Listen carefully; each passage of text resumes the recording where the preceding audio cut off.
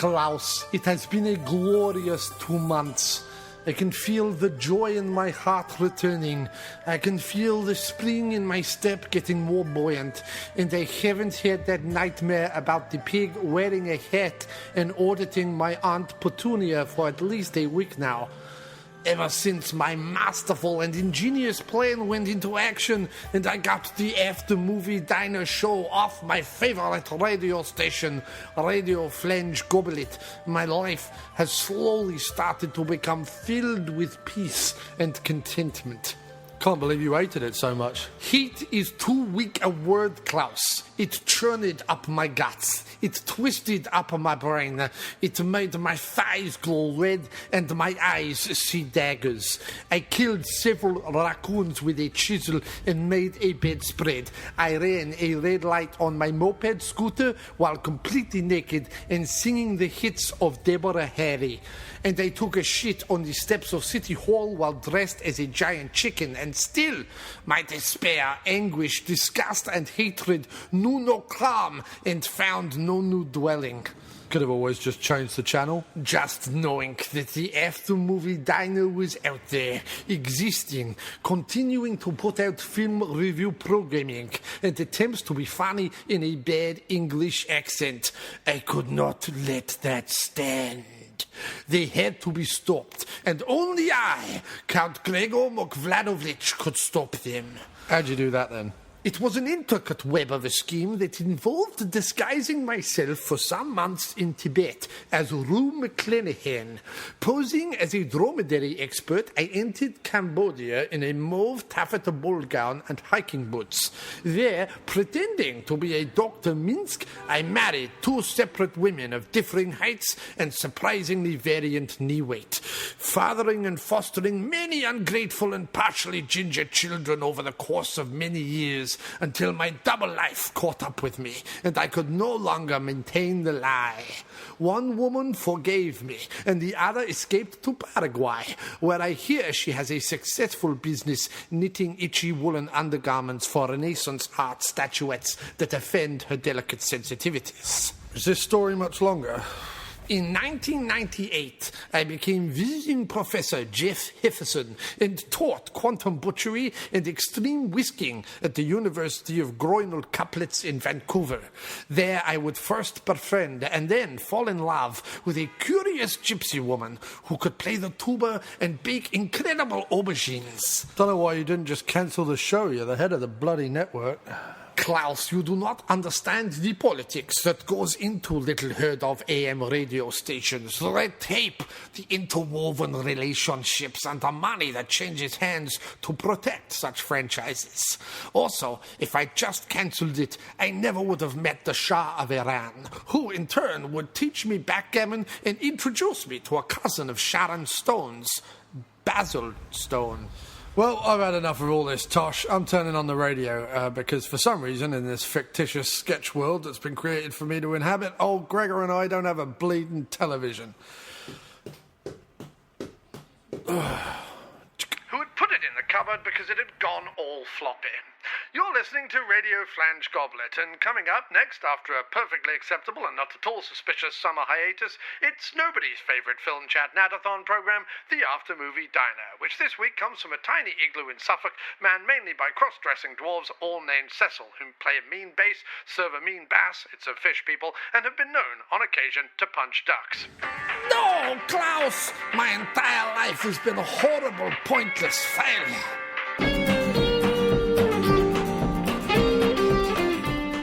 Good day, good evening, good morning, good riddance, goodbye, come back again. Hello and welcome to this week's episode of the podcast from the After Movie Diner. When my guest and I first discussed covering the two films we will be chin-wagging about this week, we envisaged it as an all-singing musical episode of the podcast. Because, you know, who doesn't want that? Well, time is a cruel mistress who may occasionally tweak your nipples, but ultimately leaves you feeling exhausted and relatively unfulfilled in a pool of your own waste. And then you die. I got off the point somewhere there, but basically my guest and I got old, weary, our pubic hair turned white, and quite frankly we have far better things to do than spend weeks writing and performing songs that somehow review the two musical sequels, Shock Treatment and Grease 2. Okay, so not better things, but less creatively challenging and time-consuming things. So, who is this guest I spake of so much, huh? And why hasn't this episode fucking well started yet? Well, my guest on this show is three-time winner of the Feathered Gusset, an award handed out to people who have passed wind near the less famous and ugly member of a 4 or more strong boy band. He is a druid warrior who in his spare time likes to knit fruit into beige cable sweaters, so he's never without a healthy snack and a fetching but lumpy fashion item. He is a lover of the ninja, a plucker of the ukulele, a tickler of the lesser-spotted hermit oyster, a licker of the mauve gauntlet of Thraswoozle Tit, the unsettled, and an impatient demander of extra sauce at the all-you-can-eat buffet of life that is living in Florida.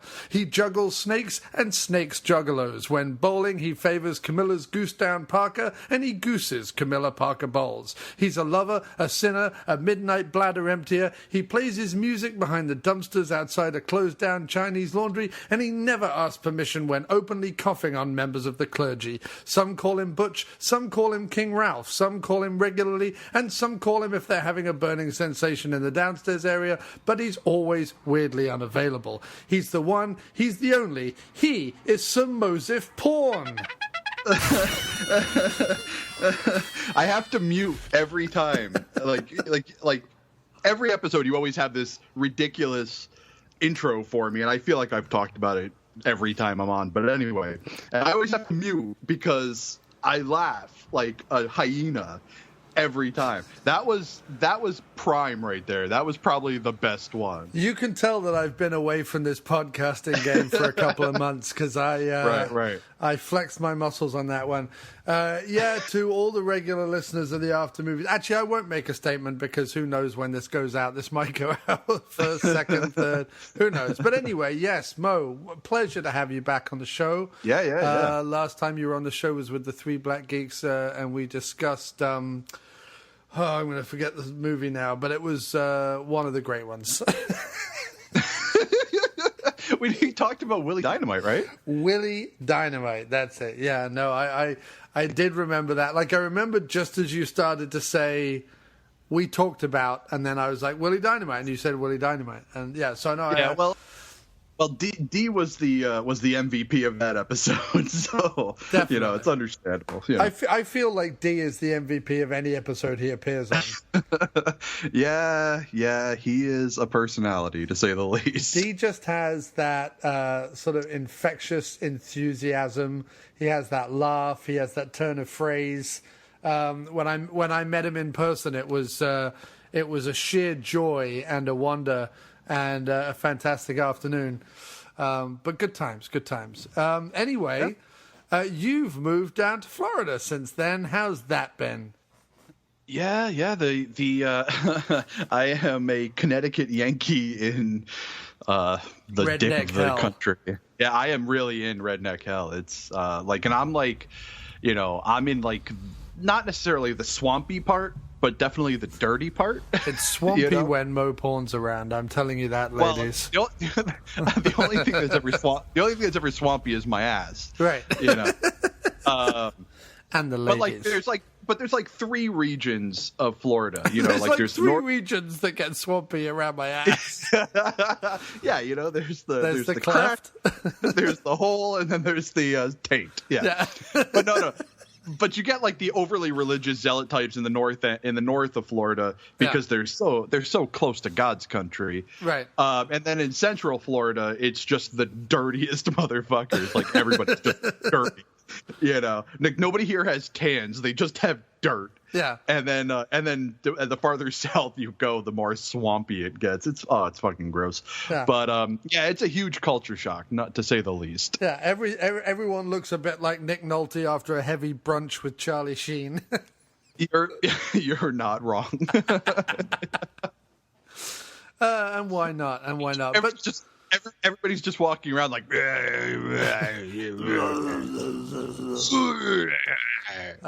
The best film ever for the Nolte-esque growling has to be Parker, because it's him and Jason Statham attempting an American accent. And the two of them together, it's absolute prime gibberish. What do you think we should? Basically, if you want to misunderstand 2/3 of the dialogue, that's the film to watch. But you're sounding good, dude. You're doing well. That's all right then. I'm doing as well as I can. I mean, I guess. Right indeedy do. But you get to go to the beach. You get to go to the beach occasionally. I mean, all right, you might have to skirt the hypodermic needles and the used condoms.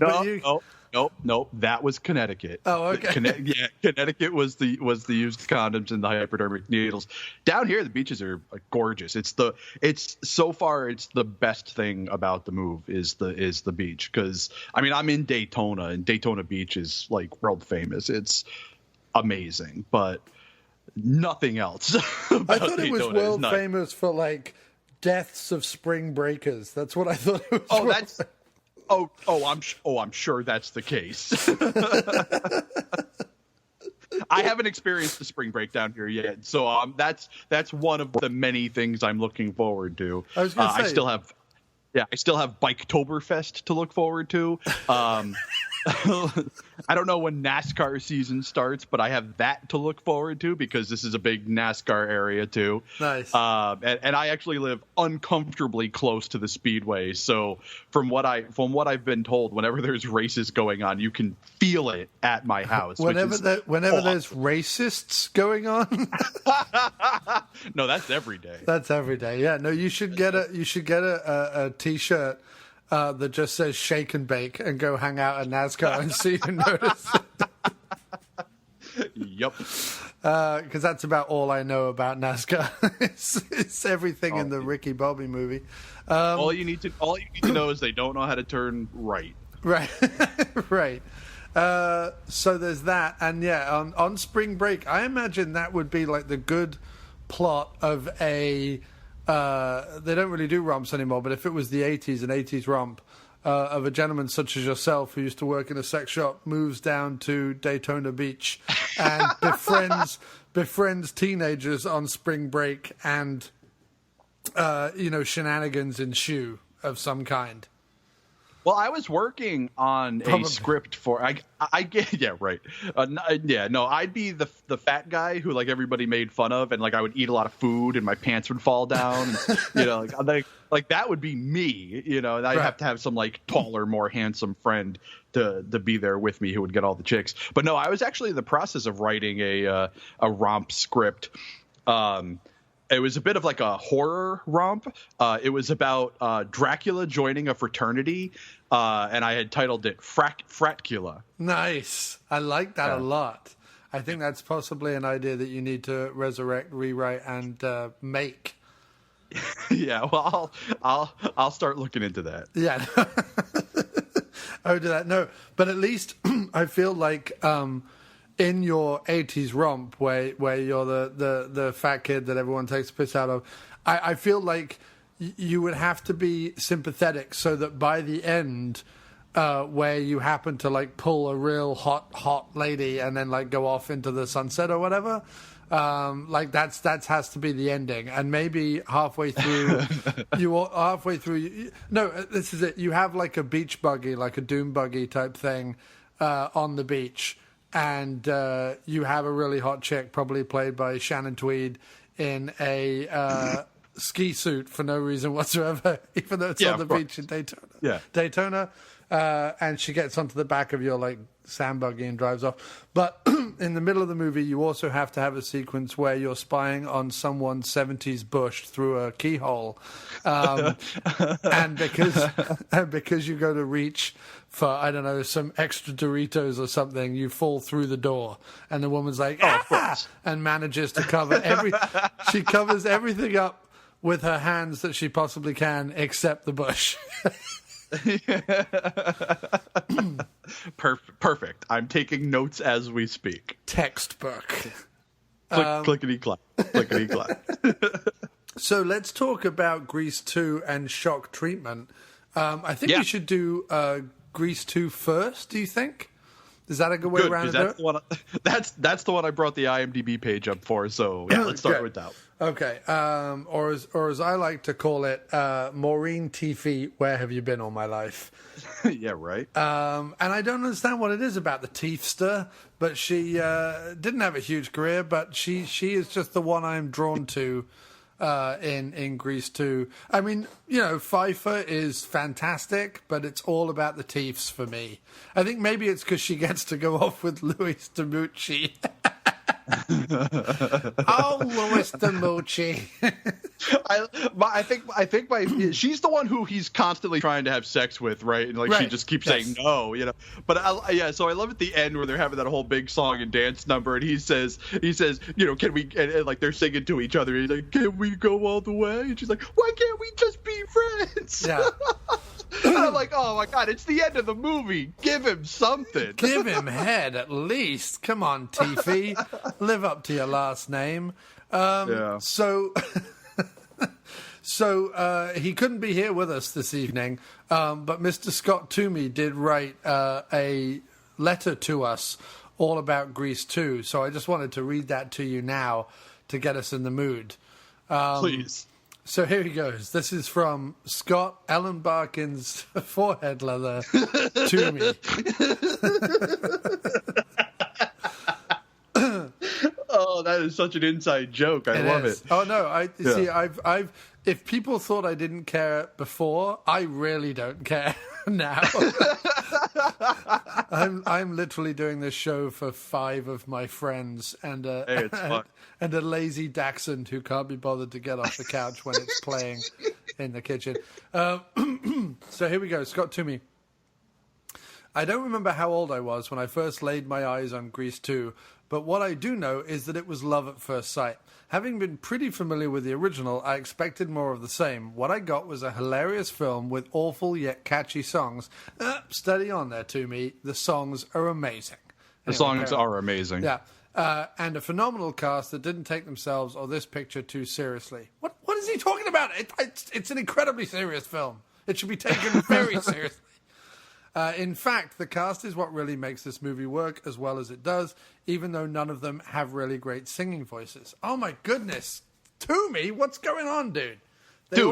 Maxwell No. I want to mention something here. Maxwell Caulfield was discovered doing musical theater. His voice is amazing. I know. And he went on to be Rex Manning. Come on. Yeah, exactly. And Lorna Luft, who is in this film as oh my God, Paulette. Oof. Yeah, Adrian Zemed's other half, because he's also trying to cop off with Pfeiffer the whole time. He's totally trying to do a thruple. She is the daughter of Judy Garland and a half sister of Liza Minnelli. So don't you tell me that Luft can't sing to me. No, she has a great voice. I think of the women in the cast, she had the best voice. Indeed, she's got a good pair of lungs on her, as they say. So anyway, on with Toomey's ill-advised email. The only one that doesn't seem to be having much fun is Michelle Pfeiffer, and she is just okay as Stephanie Zioni. What? Okay. Michelle Pfeiffer does bunny hops during Cool Rider. She is having all of the fun. Anyway. Yeah, did you not see the GIF that I posted on Facebook today of her She's loving it, I'm saying. Yeah, of her shuffling into school like it's, come on. Popping that collar, slipping on the Ray-Bans, slinking into school in the pink lady's coat. Who does not love that? She's loving it. Also, she gets to look at dreamy Caulfield and 50-year-old Adrian Zemed. Because just like the first movie, everyone in this movie is 50. That's just how that works. Anyway, so carrying on with his ill-informed garbage. He says, the comedy in the film is top-notch, yet fairly subtle if you don't pay attention. What? Whether it be Johnny Nogarelli's constant flub-up of words, Paschetti, albuminins, convenience, etc., The great one-liners and Tom. I was just trying to read that. He didn't spell it phonetically, so it's difficult to. Anyway, the great one-liners and tomfoolery from Goose and DiMucci. You might be turning up on Bandstand, but your break'll be turning down. Beak will be turning down? I don't know what that means. Anyway, the fact that the T-Birds are absolute wimps this time around, and the only one that has the guts to stand up to the cockroaches is the foreign exchange student who only wants to learn to ride a motorcycle so he can impress a girl, is also pretty classic. It's endlessly quotable, has so many great scenes, and is just a plain fun movie. Adrian Zmed is the standout here in my opinion. Fresh off playing Danny Zuko in Grease on Broadway, he holds his own as the film's co-leading man and turns in a very funny and authentic performance as our head T-Bird, who's more interested in looking good and scoring with the chicks than he is with defending the turf around Rydell High. I grew up watching... I disagree. I think the standout in this one is Eddie Deason as Eugene. most definitely. Who might be in this movie for exactly 2 scenes. He might be in this movie by mistake, or he might be in this movie because he literally didn't get off the set of Grease and lived there. And when they started to film the sequel, what just showed up, and people were like, there. Yeah, people were like, fine. Finishing up then, I grew up watching this movie. My mum and sister and I still watch it together at least once a year and enjoy the hell out of it every single time, and more people need to give it a look. So, a confusing email from Scott Toomey there. He kind of rips into the movie for 2/3 of it, and then at the end says it's really great. It's a bit like, and again, this is a deep, deep, deep cut, but I actually watched it again the other day. It's a bit like on the Amazon for Splits, the 80s romp with sideways box art, the VHS Amazon, there are exactly 2 reviews.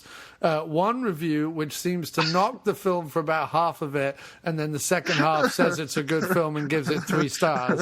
And then the second review, which is a video that Mo did, completely laying into the first review. Because Splits... How could they only give it 3 stars? So I urge everyone listening to this to go find Splits on US Amazon, the VHS version, and look up those 2 reviews. But Scott Toomey's email is reminiscent of that first review on Splits, where I'm kind of like, okay, I get that you're saying that you like the movie and you watch it every year, but you're also attacking some of my favorite things about it. Yeah, so go to hell, Toomey. Go to hell, Toomey, where no doubt you will find an excessively sweaty Ellen Barkin.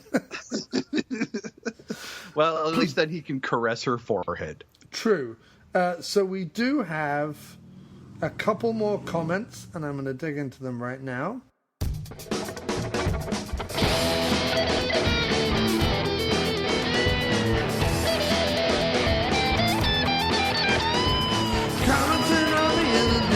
Commenting on the internet, they're commenting all over the internet and not all over my face.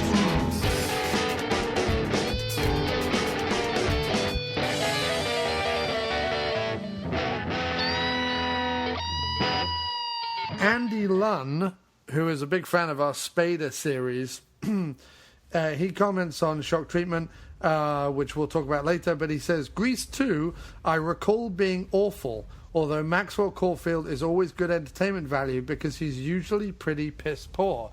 And I said back to Andy, I said, I personally love Grease 2. I'm hoping our conversation on both films make you revisit and reevaluate these musical sequels. And then he says, perhaps.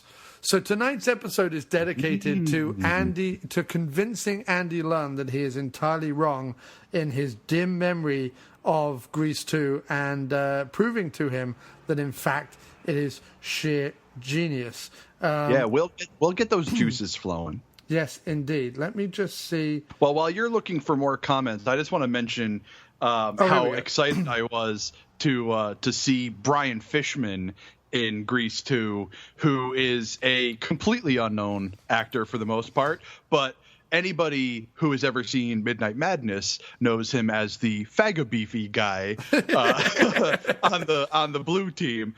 Look it up. It is amazing. Also, a little note about people who are obscure, people who got their start, let's say, in this cast. Pamela Adlon, who most I know, people how weird was that? Right? Most people will know from the TV series Louie and the TV series Californication. She's also a writer, producer, and is she a comic as well, or just a writer, producer? I'm not sure. But a good friend to Louis C.K. anyway. She is Dolores in this movie under the pseudonym Woodchuck. of Pamela Siegel. And I wonder if she is related to Steven Seagal. We don't know. So, all right, more comments on Grease 2. Because I posted up when I said I was watching it. I said there's two types of people in the world. There's people who will admit that Grease 2 is the superior film, and people who are wrong. And let's see. Well, I got a couple. Go ahead with your comments, and then we'll go into our conversation. Well, let's see.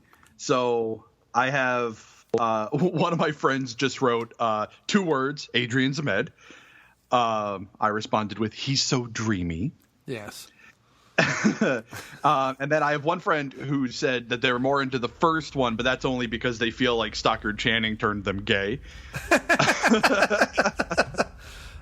She's another one she's in this movie playing an 18-year-old when really she's 53. Right. And then I had one comment that said, forget about the pink ladies, I'd be chasing those twins. And boy, howdy do I understand that one, because they are super cute. Indeed.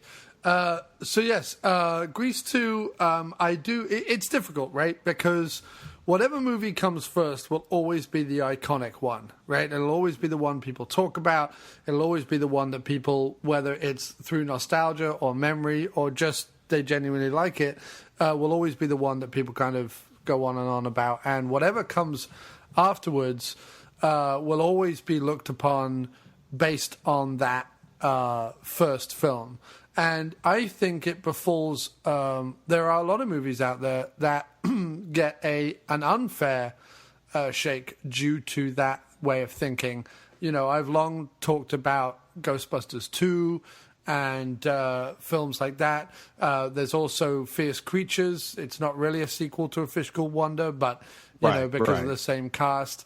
There are a bunch of films out there that, get a raw deal because of the sequel tag and because they claim it's not as good as the first. Grease 2 and Shock Treatment, there aren't many more iconic musicals for people of our generation who didn't grow up with sort of the MGM musicals or the Roger and Hammerstein or the Gilbert and Sullivan kind of classics.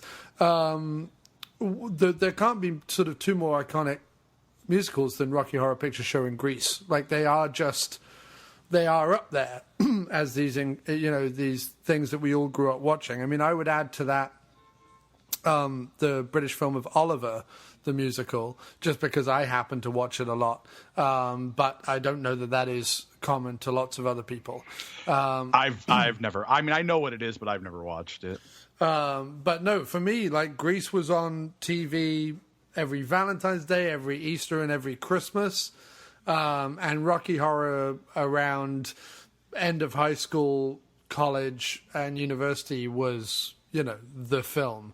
There's a line in the first series of Spaced where he talks about, people who like Rocky Horror and have Blues Brothers and is it Blues Brothers and Betty Blue up on the blue walls of their room or something like that. Anyway, there's this long thing about sort of the people in college and the kind of things that they would watch or look up to. Time warp! Oh, time warp? To the time warp again! Jump to the left. And then it's head to the... Bloody hell, this party is so rubbish. Is it? You were there. I've been providing some much-needed door security, Tim. Any problems? No. I'm sorry. Do you think we're getting old, Mike? Everyone gets old, Tim. Everyone except my cousin Adam. What's so special about your cousin Adam? He is getting younger. Bastard. What are we going to do? There's nothing we can do. The government know. They could really hush-hush. I'm not talking about Adam. I'm talking about what we're going to do now. You want to go into your party? But they were playing the time warp, Mike. I hate the time warp. Daisy likes it. So what? I hate it. It's boiling the bag perversion for sexually repressed accountants and first-year drama students with too many posters of Betty Blue, the Blues Brothers, Big Blue and Blue Velvet on their blue bloody walls! It's just a song. I don't care! I hate it! I don't want to hear it! I don't want to hear it at a party, least of all a party I'm supposed to be throwing! So it's very difficult trying to say to people that there are sequels out there that I think at least live up to the originals and in certain regards surpass them. And it's probably a harder debate for Rocky Horror Shock Treatment, but I think in Grease 1 and Grease 2, there is a ton in Grease 2 that is far, far preferable to Grease 1, whether it's the sexual politics, whether it's the songs, whether it's the, role reversals, whether it's the cast, whether it's the script, which was written by the guy who would go on to write Airplane 2, the sequel. Right, another sequel that people don't consider when they think of the first Airplane, but I think is as funny, if for nothing else, but the appearance of William Shatner as the moon base captain, who is amazing. Yeah, Shatner really does save that movie, because otherwise that movie's not great. But once Shatner shows up, then it kicks into gear. Definitely, but no. So I mean, it's got a script that Grease 2 for me has a script that is far more focused, almost in a way. It's far less concerned with being kind of a High School Musical and far more concerned with being kind of a slightly weird romp comedy, semi-political, weird, not parody of Grease 1, but sort of comment on Grease 1 almost. Well, when did the first Grease come out? I know it was late 70s, but do you remember the year specifically? I think it's 78. I think this one comes out 4 or 5 years later. Right. This one comes out, I believe, in 82. Yes, yeah, 82, this came out in 82. So I mean, just the difference between 78 and 82 is a lot, because by 82, the sex romp as a genre has been established. That style of comedy is out there. It's out in the world. So you take that style, and they'd already done it. I feel like they'd already done it at least once. I'd have to look up the dates, but I feel like they'd already taken that idea of taking the 50s, or the 60s, or whenever this is supposed to take place, and putting it in that style of comedy had already happened at least once or twice by this point, and it works. It works really well. People are a little bit more naive. Jokes can go over better because people aren't necessarily, they're not supposed to be in the know, if you catch what I'm saying, that sort of thing. So I feel like comedy-wise, it works way better as a movie. And it's ironic that you say it's not trying to be a High School Musical like the original Grease is, when half of this movie is a High School Musical. No, I know it's a talent show, but I mean, still, it's funny. I get that. No, I meant more. I meant more that it is this sort of, far more than the first one. I think it's this where you have Travolta and you have the pockmarked dude and you have Olivia Newton-John and maybe Stockard Channing and maybe Frenchie, I guess. But like beyond that, you don't really give a shit about anyone else in the cast, do you? I mean, really? No, absolutely. Whereas in this one, like, even the little guy has something to do, you know what I mean? Like, even the whole science sex ed teacher guy with the sweater vest and the glasses, has a little thing going on with the other teacher, and that you've got the double act again of the principal and her sidekick. You've got Sid Caesar, who inexplicably shows up to redo his role as coach, whatever. Coach Calhoun. That science teacher, the sex ed teacher, reminded me a lot of the. Was he a science teacher? Or was he an art teacher?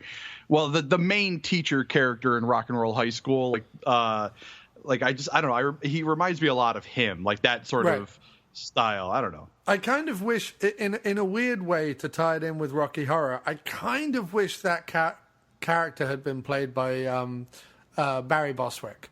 Like, because he looks so much like Bostwick, it should have just been Bostwick. Do you know what I mean? Yeah. I Yeah, think you're not wrong. Bostwick could have like added just a little bit of something to it. You know what I mean? Sure. As it is, I think it's played by, is it Tab Hunter who plays that character? Yeah. Who was, interestingly enough, he was sort of a teen idol in the 50s. So by the time he gets to the 80s, he's sort of, I guess, playing on that, a little bit in this. I don't know, like, or at least commenting on it, I guess, a little bit. But yeah, Tab Hunter. But I could just see Bostwick nailing that role and certainly making reproduction just slightly more enthusiastic and camp. Not that it isn't already, but like he would have just dialed it up to 11, I feel. Oh yeah. Well, Bostwick is good for that. Yeah, Bostwick's... Really, you could put Barry Bostwick in anything, and I would watch it. Certainly, You're not wrong. Certainly, like 80s You're not- Bostwick.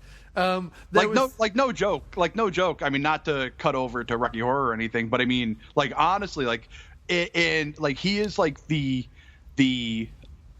what's the word I'm looking for? I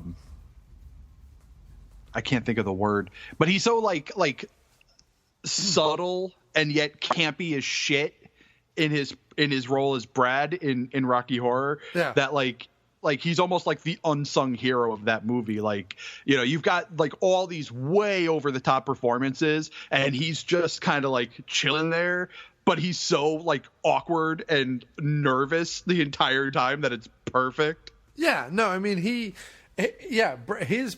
Brad is definitely, you know, it's the least showy part almost of that entire film, and yet somehow I'm kind of drawn to him and sort of you know, like him. Not the most, because of course Tim Curry still dances away with the film, but Yeah. But no, little Bostwick, he's in there and he's doing it the best he can. But anyway, for Grease 2, just sort of expanding then on that. So it's not just those little characters, but the main cast. I mean, all really, weirdly enough, except Michael, the Maxwell Caulfield character, who is a little one note and a little dry and a little wet, to be fair. You know, he gets the worst songs, and he does a lot of his development in bland montages, and is really only impressive when is a stuntman dressed up as him in a leather jacket and a helmet. That's true. But however, apart from him, all the pink ladies I'm enjoying in this film. I'm loving Dolores as like the wisecracking, smart, you know, street smarts above her age kind of kid. And I love all the T-Birds. I love Adrian Zemed, who's amazing. Peter Frechette as DiMucci is incredible. You know, you got Christopher McDonald as Goose, who again doesn't get like the spotlight on him, but if you watch the film, he is throughout it like doing his very, very best to not just Like he's the character that any chance he has to jump up and hang from something, he does. There is nobody in this movie who chews the scenery more than he does. He is everywhere at all times. Yes. Just nibbling.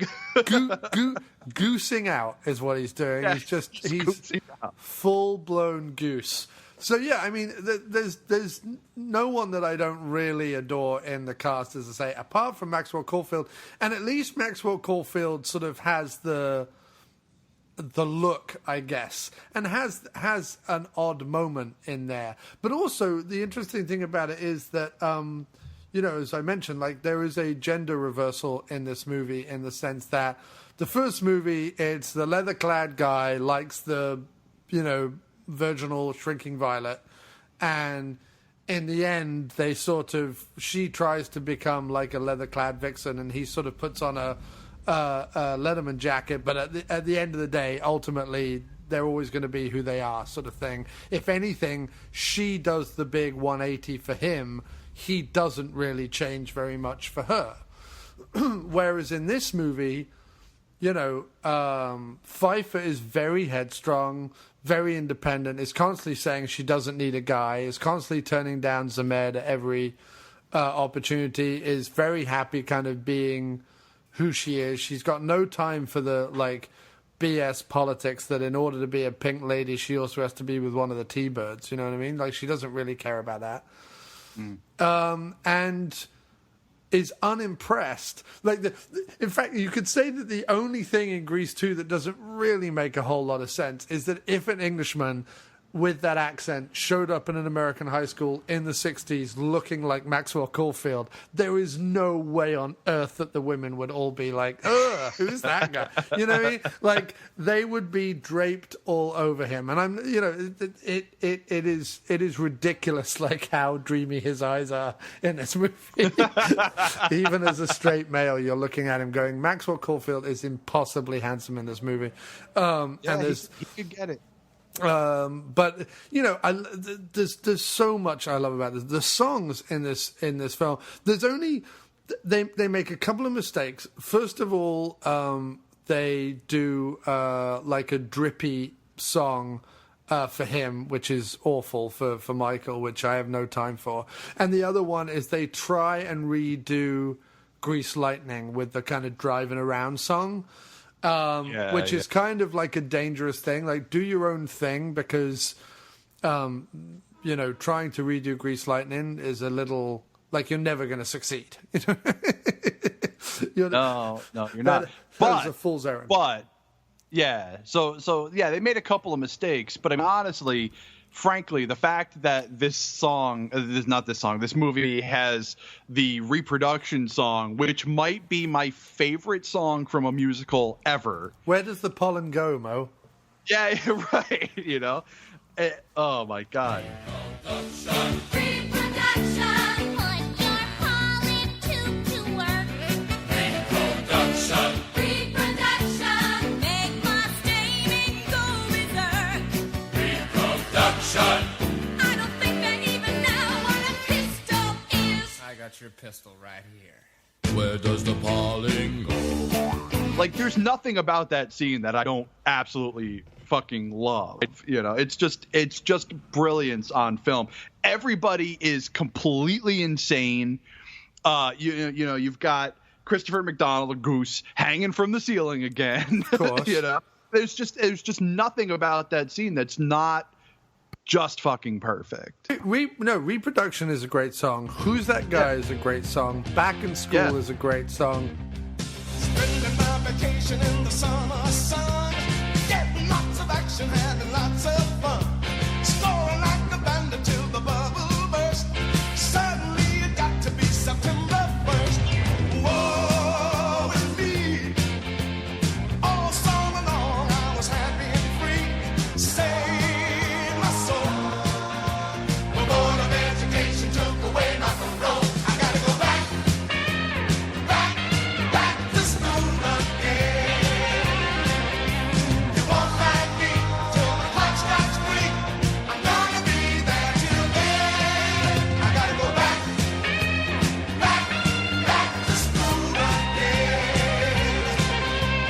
Whoa, I gotta go back to school again. Cool Rider.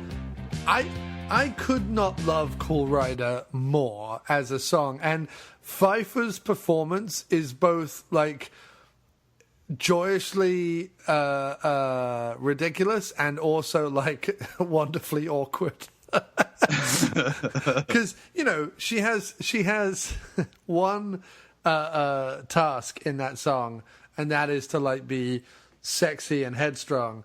And backstage of a theater, and they give her a ladder to straddle, which, all right, that's fine. You can do sexy thing. But then they have this awkward her trying to dance and then bunny hop her way out of the theater. And I don't know, every single time it endears me no end. And I'm not laughing at it. I'm kind of just going, it's wonderful that someone put that on film. Someone Right. Exactly. And the fact that there was an actress who was willing to do that is, yeah, it's great. Yeah.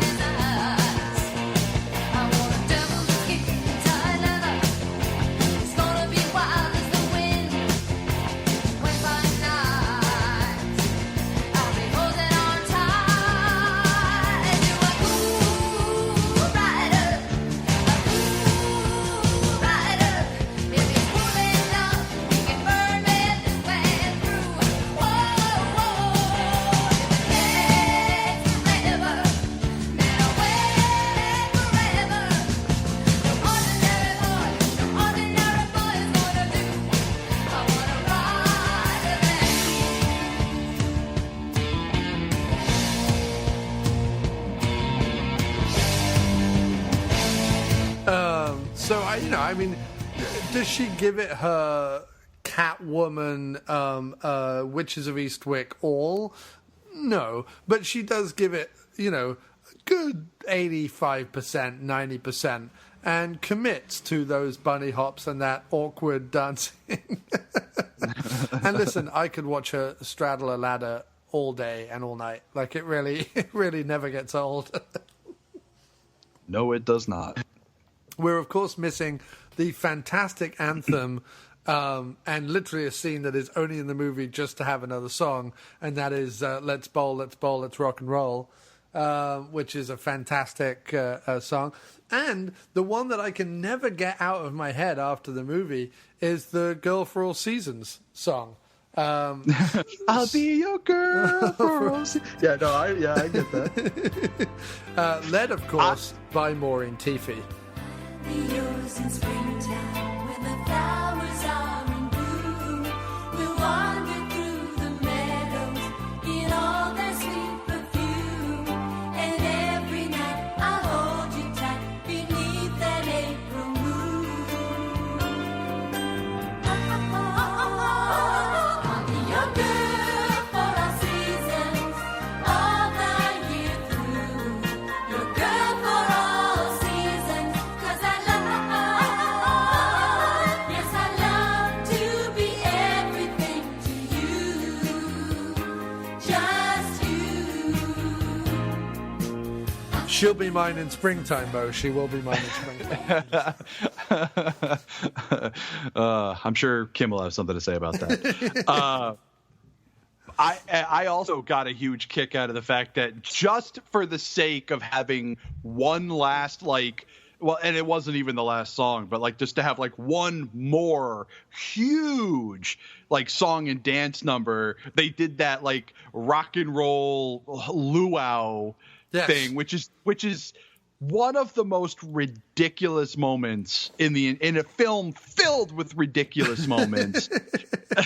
Well, what's amazing about this is in 1982, it's estimated that the budget was $13 million, and yet which first of all, it's mind-boggling because when we say 80s romps, it plays like it has the budget of an 80s romp. It doesn't play like it's a $13 million big budget sequel to a successful musical at all. It plays like, let's sneak Grease 2 out on this B-movie lot, and let's get a few people in there, make a few sex gags, and get out while the seats are still hot, kind of thing. It does not look like a $13 million movie in 1982, and where it really shows its poor budgeting, because I can only assume that most of that budget went on Adrian Zemed's hair. And paying the exorbitant fee that it probably cost to get Craterface back in the film. But it is in that luau ending, which literally looks like it was clobbered together by some hunchback carpenters on the back lot of a Roger Corman studio. It does not... the thing looks like it was made out of construction paper. It does not look like the big finale to a $13 million 1982 movie. I was disappointed. I was a little disappointed in that scene, though, because when I started seeing everybody dancing around, I was really hoping to see the T-Birds in Hawaiian shirts. Yeah. And they didn't. They had the same old outfits they were wearing already. And I'm like, come on. You're going to have them hold these wooden masks? Give them the Hawaiian shirts. We need to see Zemed in a Hawaiian shirt. we really do. We really do. We need to see him beach blanket bingo fiesta all over that shop, and he just doesn't get to do it. No. But the and actually he like pusses out big time too. Like when him and I believe it's Michelle Pfeiffer are floating in the middle of that fucking like $3 pool in the that's just in the middle there, and he like he's like, I'm trying to look cool here. And he's like smoking his cigarette. She's like rocking the thing. Well, that's what I mean is that, okay, there are certain bits in Grease 1 where they're, veneer of like cool leather jacket guys like falls away and you see that they're kind of silly underneath. There is those moments. But like Grease 2 really plays that up. Like it really plays up the idea of their sort of, in Grease 2, it's motorbikes, not cars, but like a bike gang that really is led by a bunch of like vain, cowardly fools, horny fools. And we rumble, but we got bowling tonight. Yeah, right.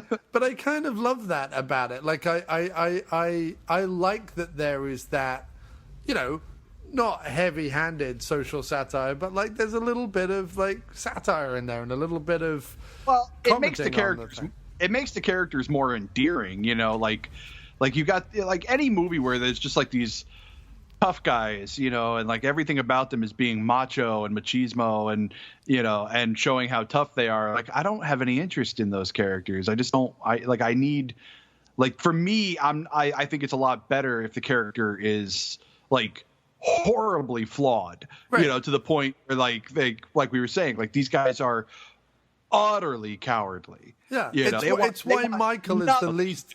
It's why Michael is the least interesting character in the film, right? Because he's intelligent and handsome and gets them all A's on their high school papers, and he learns how to ride a bike and he can jump impossible lengths, and he's a hero in the end where he's the least. I'm not interested in him at all, and in a way, both movies you've got Sandy has to go against who she really is in order to be with Danny Zuko, who there's no way on earth anyone would actually want to be with Danny Zuko ever. Here's a guy who here's a guy who weeps at the drive-in. Let's really not think that he would be such a catch. But she kind of goes all out and does a big makeover to be with him. But however, Michelle Pfeiffer, who by the way is by far the most interesting character in this whole film, the overall wearing, gas pumping, independent chick. Who would probably go on to lead the feminist revolution in the 70s and burn her bra all over the place, one would imagine. The fact that she ends up with, drippy, wet dreamboat is a little... But at least she ends up with him on her terms, I guess. She doesn't end up with him, compromising who she is. She gets to be who she is, and he gets to kind of be like the lovesick puppy who kind of follows her around, I guess. Well, she gets two for one. Right, she gets Zemed as well. No. That's what she says at the end when she finds out it's. Finds out it's Michael. It's like getting 2 for 1. But she's also talking about Zemed because she secretly wants a threesome. Because you can't not give Zemed head. It's written down somewhere in the annals of I've lost my place. But anyway, I was going to say one other thing about Michelle. Oh, my favorite thing about the very end with is it We'll Always Be Together? No, what's the song at the very end? It is We'll Always Be Together, right? I think so, yeah. At the very end, she is like looking up at him and Maxwell Caulfield is trying to look down at the marks on the floor to make sure he can dance correctly. Like, he is so, in that end sequence, he's so desperately trying not to stumble over his feet that they lose all chemistry at that point in the film. It's quite hilarious. But there's a couple of sweet scenes. I like the scene between them in the diner. I like the scene with her at the gas station. I like the scene with the little like Michael and Dolores when she's giving him all the stuff, giving him all the business. Right. It's just like, I don't know. I guess it just comes down to I just prefer it. But I think to Grease 1. But I think that there is genuinely a lot to commend it. So the only thing I have to ask, though, is where do you... Hang on a second. My Chinese dinner is trying to come back to haunt me. Where do you stand on the let's do it for our country bit? Where do I think that's one of the best scenes in the entire fucking movie. It's, I mean, yeah, admittedly, it's essentially, you know, coerced sex played up for a laugh, but I mean, like, it doesn't work, which is great. Right. And like it wasn't going to work anyway, because like you already, like, you see she's starting to go for it. She's like, oh, you know, and then she ends up leaving, just running out. And like, anytime you, especially in a romp, anytime you get a scene where a couple of guys are pressed up against a door and somebody opens up the door and they fall into the room, that just makes me laugh. Like, right. I just find that infinitely funny. Well, that's why in your romp, you would be the man. Like, yeah. I have to be the man who falls into the room on that case and sees 70s Bush. So, have we missed anything in our talk about Grease 2? Probably. Like, what aren't we? How are we not selling it? Like, we should sell it much, much harder. Why should people like? I think the music, the soundtrack is very, very, very strong, don't you? Yeah. I mean, I think the biggest, if you were going to do a pro and con list, you know, the biggest pros on the list would be the music. You know, the music is solid. Like we said, there's a couple of sappy moments, but honestly, even with one of those ridiculous sappy moments, you've got the Michael character dressed up in just the most ridiculous, like, glittery white and silver, you know, like leather suit with a matching helmet, and it's amazing. Yeah. You know, and that alone makes that scene worth it. You know, you've got the comedy, like, the movie is legitimately funny, and there's a lot of guys in this who would go on to be in a lot of the 80s teen sex romp films, and a couple who had already been in a couple by this point. Because they were already in their 40s. Right, exactly. You know, there's a lot to say. I mean, honestly, like, if you're into musical comedies, which I know that's a niche market to say the least. Right. But if you're into, I would say if you're into like the 80s teen sex romp style of comedy, you know, and don't necessarily care for musicals, I'd say give it a shot, because I mean, yeah, fine. If you're one of those, like, too cool for school, pardon the expression, you know, guys, then yeah, you're going to hate it, and you're going to hate it no matter what. But if you don't take yourself horribly serious, you know, like we don't, right. You know, or if you can look past the music and the silliness of that aspect of it, the song and dance numbers, the comedy is strong. It's actually a very, very funny movie. Yeah, it's a strong, it's a strong teenage romp. No, it doesn't have the sort of TNA that more, you know, adult romp comedies would have. But I mean, it gets as close as a family musical can do. Right. And it, on top of which, it has some killer songs in it, a great fun cast, tons of one-liners, And I think breezes past way quicker and way better than Grease 1 does.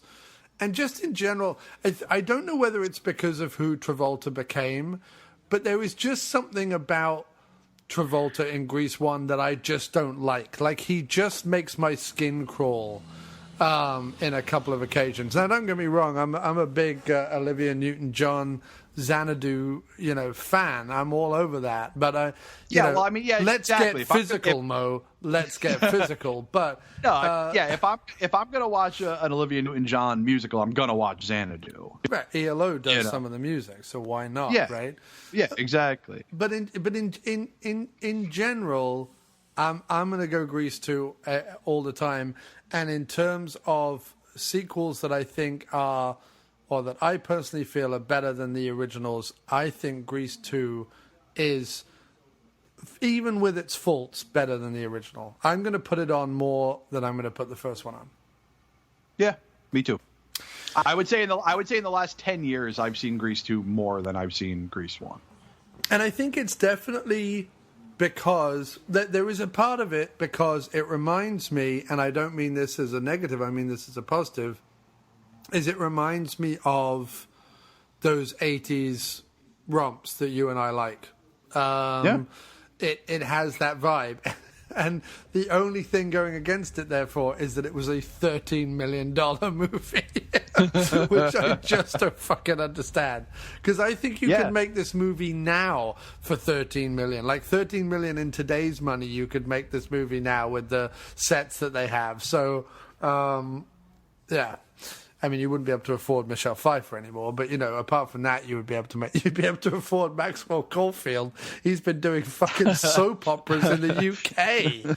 He can't even get cast on an American soap opera. He's fucking doing Emmerdale in the UK, like the worst fucking it's grim up north type soap opera. Like literally Emmerdale is the soap opera where every couple of years, just to have something exciting happen, they crash a plane in a field and kill 3 sheep. Like that's literally it's all set around the farms and the small villages of up north England. And Maxwell Caulfield's been in that for the last few years. So come on, Max. Play Michael one more time. Said no one ever. Could you imagine him coming back and playing Michael again, like right now? Oh, that would be amazing because he's lost all his hair and looks. The English famously do not age well, and Maxwell has not aged well. He looks like he's taken a few to the face from his silver hammer. But yeah, it's a shame. But I would have gone for a Grease 3 set in the 70s with a lot of like free love and hippies and all that. Like kind of like a Hair the musical, only set in high school. And then I would have totally gone for an 80s Grease 4, basically Porky's with music. They should have done one every decade, dude. That would have been awesome. That would have been great. Like not like set every decade, not make one every decade. I knew what you meant. So it's a shame they didn't, but at least we have Grease 2, and this podcast, at the very least, gives it a thumbs up. But don't tell anyone that Mo and I like it, because we have a rep to protect. Sorry, we're going bowling. Which, for people who haven't seen Grease 2, you don't get the reference, go watch it, and then you'll get the reference. So with that, sir, shall we skedaddle over to Shock Treatment? Yes.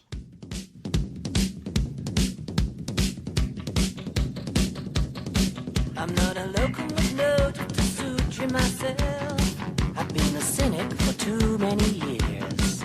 Playing doctor and nurse, it can be good for your health. I've seen clinics with those gimmicks in Tangiers. But if you open your heart to a smooth operator, he'll take you for all that you've got. He'll hand you a curse that'll be with you later. It'll shake you the way he takes off, like a shot. You need moving like a real live wire. Need a bit of shock treatment. So look out, mister, don't you blow your left resistor for a vista that'll mystify ya. Okay. So Shock Treatment is made in 1981. Rocky Horror Picture Show is made in 1975. So this is 6 years later. But of course, Rocky Horror has its roots much earlier than that as a musical play on the London stage. And whereas they had obviously at least almost a decade, I think, maybe only 7 or 8 years, but it certainly had a good chunk of time to perform, perfect, and sort of stage the original Rocky Horror. Shock Treatment is written as a film and a film only. Famously written originally as a direct sequel, meaning that Brad and Janet and Frankenfurter and everyone come back to life. Wind up in Denton again, and Janet is pregnant with Frankenfurter's baby. That was the original plan for the sequel. However, an actors' strike in the US forced them to decamp back to London because they were looking to film on location in a town called Denton in Texas, which the what do they call it? Art director and the costume designer, both of whom are hugely influential for both Rocky and this film, which, you know, Rocky and this film, certainly the one thing you cannot deny, both have incredible set design and incredible costumes. Oh, yeah. But they basically went on a location tour of the States and also kind of drove through the Midwest down into Texas, raiding thrift stores for all the clothing that you see in this film. But yeah, so it was going to be this big thing, and then when the actor strike happened, or production strike, something happened in the US, they went back to England. It's all set on a soundstage, and someone, without really, I think, necessarily initially thinking just what a satire it would be or turn out to be 20 years later, they decided to set it as if Denton the town is a TV studio, and the shows on the TV channels are both shows but also kind of reality TV. You know, they are. Well, yeah, it was reality TV well before the concept of reality TV existed. Right, but it takes it to like one extra level by having the whole town is the TV studio. Like, it's kind of weird when you think about it. And then the soap opera that is set in a hospital or a mental hospital, Dentonvale, is not only a soap opera with like money and sponsors and a plot and all the rest of it, but it's also a reality TV show. But it's also reality because Brad is in a hospital. So it's like multiple levels. It's very confusing. And I think if anything kept this film down, it's myriad of layers versus Rocky Horror's fairly standard. Like, Rocky Horror is a parody of the genre that everyone kind of knows, of those kind of gothic horror films from the 50s, 40s, 50s, 60s, coupled with the sexual awakening of the 60s, early 70s, with a kind of don't dream it, be it message. There isn't like a huge amount of layers. There's weird shit in there, and there's like odd little bits, and, you know, there's some other comments on other stuff, but ultimately you kind of understand where Rocky Horror is coming from, certainly if you know anything about the time and place in which it was written and put together. Whereas Shock Treatment is a bit more of an odd duck. Like, it's a bit more confusing, and you kind of have to have your brain really switched on in order to kind of get all the things it's saying, especially considering I think that 50% it's saying it because they intend to say it, and 50% it's saying what it's saying based on hindsight, based on where we're now living. Yeah. I love it when I say a big thing and your response is, uh-huh. Doug does that too on I Know What Your Nightmare Is. He'll have this long thing and I'll just be like, yup. Yep. But no, so when did you first come across shock treatment? How did you learn about it? God, I guess it probably would have been... What year is it now? 2017, Mo. 2017, yeah. So maybe... Like, I feel like I encountered it while I was still married. So probably about 10, 12 years ago-ish. Okay.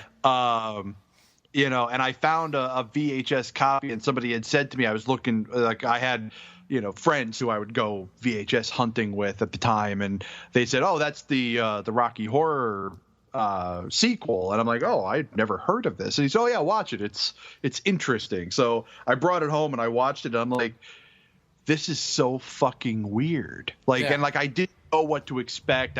Nobody had told me anything about it. So like, so I let it sit for a couple of days and I thought about it, and then I watched it again and I'm like, this is so fucking weird. Like, but like in a much better way. Like the first time I watched it, I was like super confusion. Like I had no idea. Like this is not a one watch movie. You can't watch this movie once. No. And get it. You have to watch it 2 or 3 times before like you really kind of understand everything that's going on. And I think it was by the 3rd or 4th time I watched it, like I really started to get all the weird nuance shit that was happening. And I just fell in love with it. I'm like, this, like nobody's ever going to believe me when I tell people that this is better than Rocky Horror. Because I personally like Shock Treatment more than I like Rocky Horror. And I like Rocky Horror. I think it's a great movie. I just happen to like Shock Treatment better. I think it's more satire. I think it's edgier. I think it's funnier. I think the twisted aspects of it are super, like way edgier. I don't know. There's just something I love about it. Honestly, like the only thing I didn't particularly care about in the movie is the quote unquote twist, of Farley Flavors and Brad Majors being twins. I'm like, right. Whatever. You're a loser, an abomination in the eyes of any sensitive man.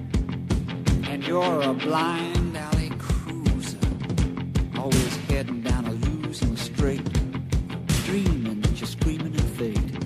You're a dead end, deadbeat, nowhere, mister, with a kiss like a Mississippi alligator sister. I took as much of you as any man can. You've lost your heart, you've lost your cause, you lost your baby when you lost your balls, you lost your mind, you've lost your grip, so say bye-bye. We lost our mom, we lost our dad, and if I'm losing you, well, that's too bad. Well, the best thing you could ever do is die. Right. Yeah. No. I mean that and that's them attempting to go. Well, how do we wrap this up? How do we have this? Right. I mean, I guess I kind of like the fact that now that I kind of think about it, I guess I kind of like the fact that because most of the movie takes place through the lens of a soap opera, that they would give it this ridiculous soap opera ending. No, yeah, completely. And, people have to remember, like, Rocky Horror doesn't have much of an ending either. They do the stage show and then the building takes off, like it doesn't, like it doesn't have some amazing ending either. I mean, it does and it doesn't. But anyway, that's by the by.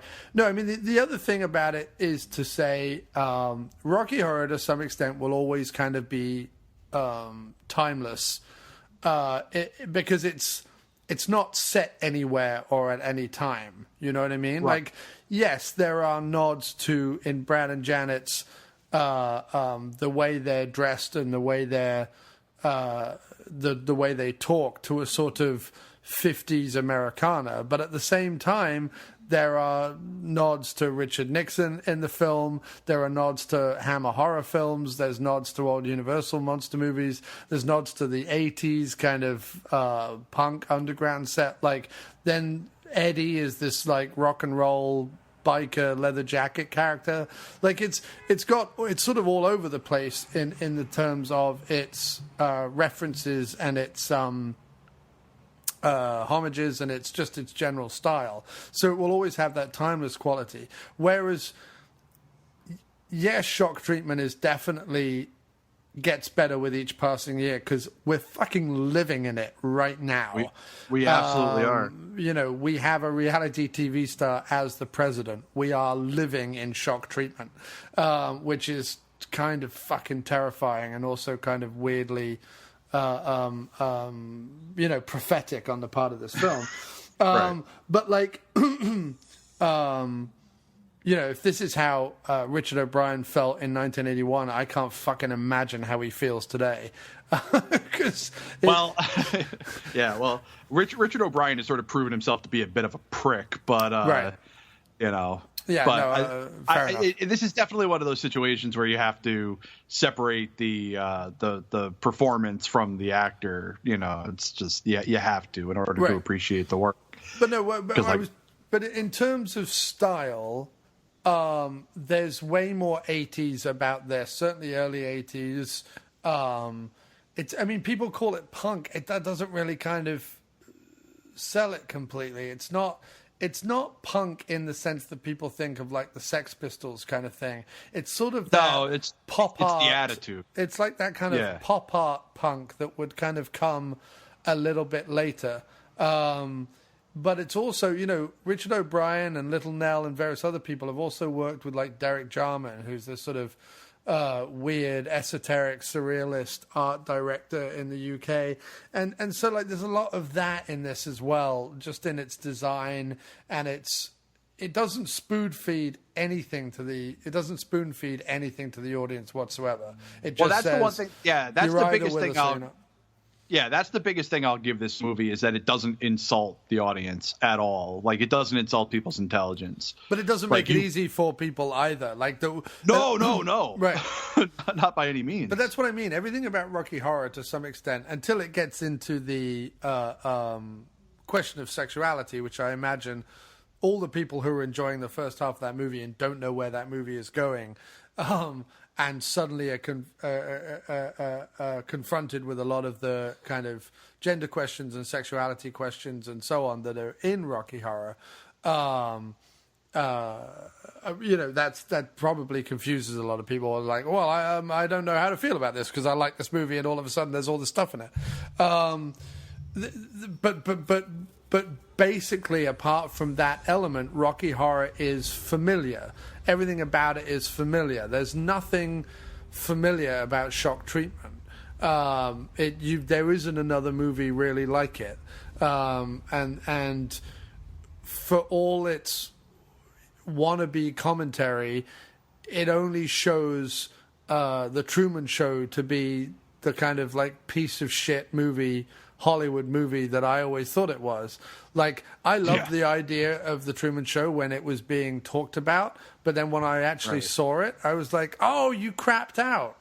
You did a bullshit Hollywood fucking version where everyone lives happily ever after. That's not what this is about. That's not satire. That's not commentary. That's nothing. It's, and everyone was like, oh, and Jim Carrey gives this great performance. And I'm like, he plays it as if he's Ace Ventura throughout the whole movie. Pretty much, yeah. Whereas, Shock Treatment is, on the surface, like a weird product of sort of the 80s. A lot of people have described it as sort of cold because there isn't it's not a love story, and it's not about finding yourself or finding your dream or any of those kind of things, or even being okay with your sexuality, being okay with your gender identity. It's, which Rocky Horror is about. It's sort of, even with its negative ending that Frankenfurter has to die, and essentially the people are left kind of like crawling in a mist at the end of the movie. They all have their moment of revelation. They all have their moment of positive expression. Whereas Shock Treatment is all about the negative things that live within human beings.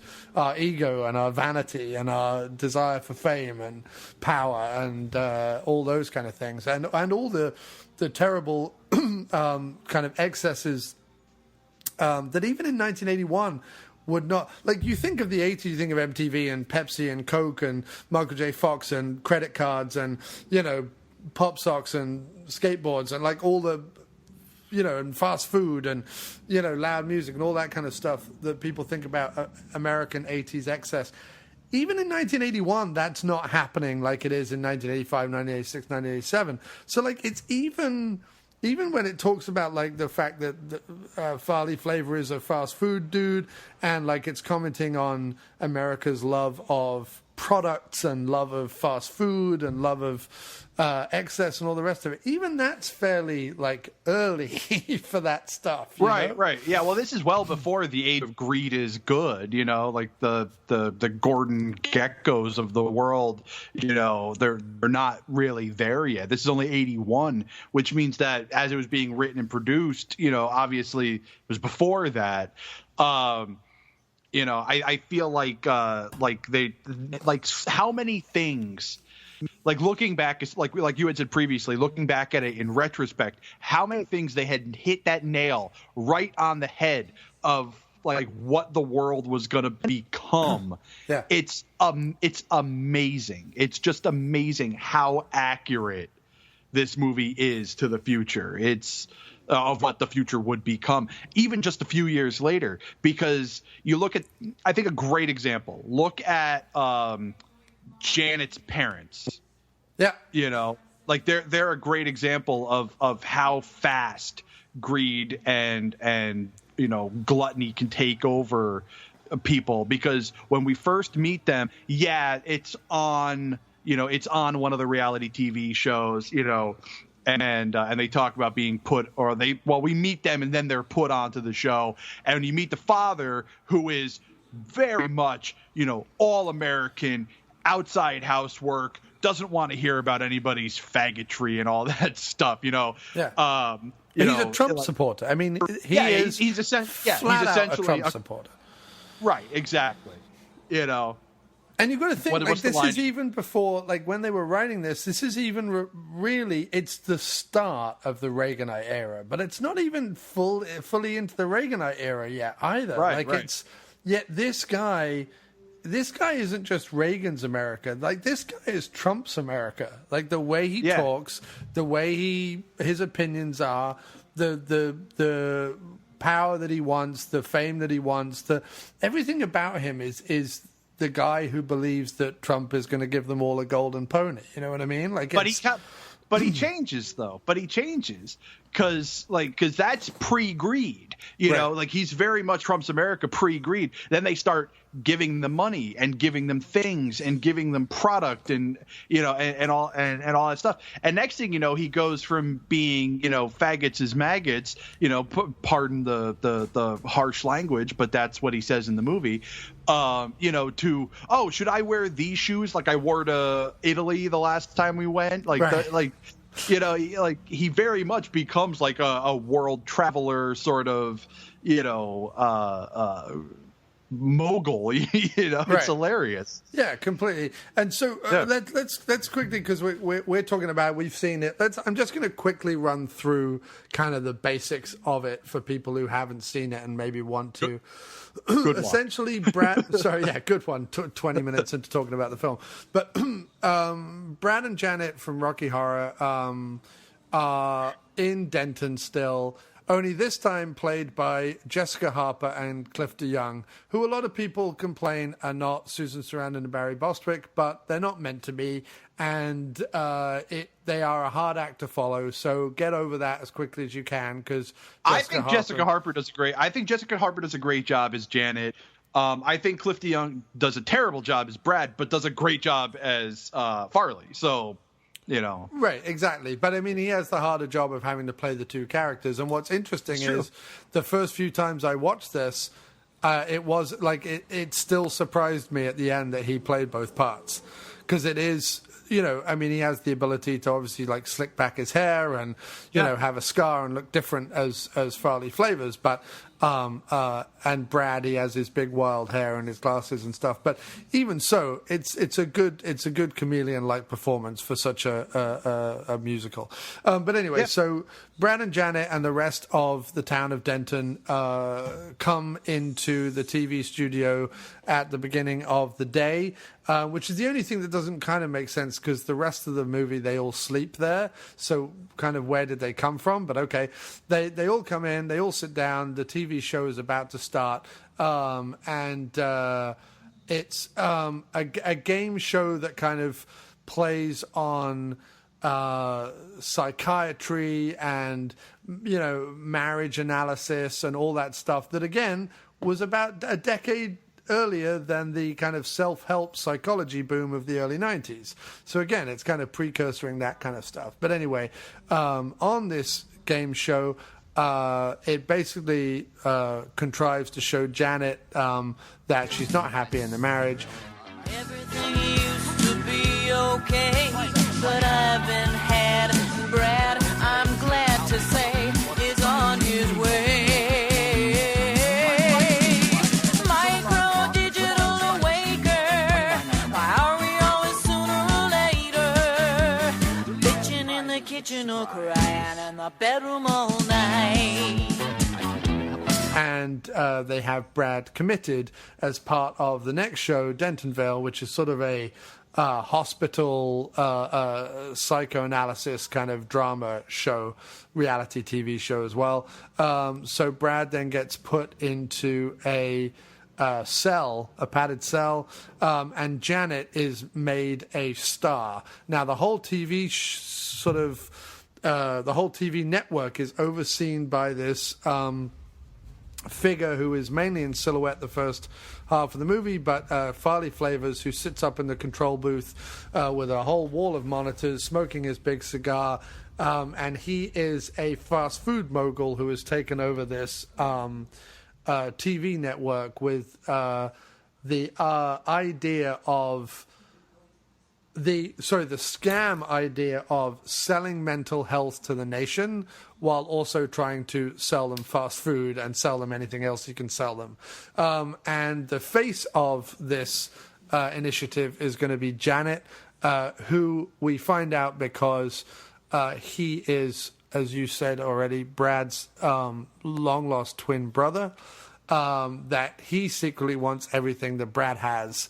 And so it turns out that this has all been a conspiracy on his part to make Janet not only world famous, but also his, and to get rid of Brad, ultimately. In amongst this plot, there is the old face of the network, played by Charles Gray and Ruby Wax, who Ruby Wax is not familiar to American audiences, but is very familiar to English audiences. She appears in Ab Fab, but she's done a lot of work with the comic strip and Jennifer Saunders and Dawn French and people like that. In the UK, she had her own chat show for a while, and although she is an American expat, she's done mainly work in the UK. But that is her accent. Her accent is that American accent. That's how she's always talked. And Charles Gray, who is a Judge Oliver Wright, and they had a TV show called The Denton Dossier, which gets cancelled. And they don't quite go into it, but I guess that could be a nod to sort of the legal shows and fascination with like the law and stuff, but it's not really. That doesn't really go anywhere. And then rounding out the cast, you have Richard O'Brien, Patricia Quinn, and Nell Campbell, all holdovers from Rocky Horror, now playing doctors and nurses, essentially, in this weird TV show reality thing. But again, because O'Brien and Quinn have a weird brotherly, sisterly romance sex thing in Rocky Horror, he brings that back in this film, where they are clearly related, because one is called Cosmo McKinley and one is called Nation McKinley, but they're also seen having intimate nighttime activities together. So there's always this weird, like, incestual, and they can play it off in Rocky Horror because they're aliens, but in this they're not. So it's very odd. And then Rick Mayall is also in there, sort of as a side character. And then the closest you get to a sort of Frankenfurter character, I guess, is Barry Humphries, who plays a character called Bert Schnick, who is a game show host posing as a TV chef, posing as a TV psychologist. He's a used car salesman with a dark Germanic, possibly Nazi-related past. He's a lot of fun. He is a lot of fun, with a great accent, played by Barry Humphries, who, if people don't know, is Dame Edna Everage, who, if people don't know, is a drag comedy act in the UK that did a game show and did a chat show and did various things. There was also a TV movie, I think, or it may have been a straight-to-video movie that he did. But he had also done a couple of other movies in Australia before he decamped to England.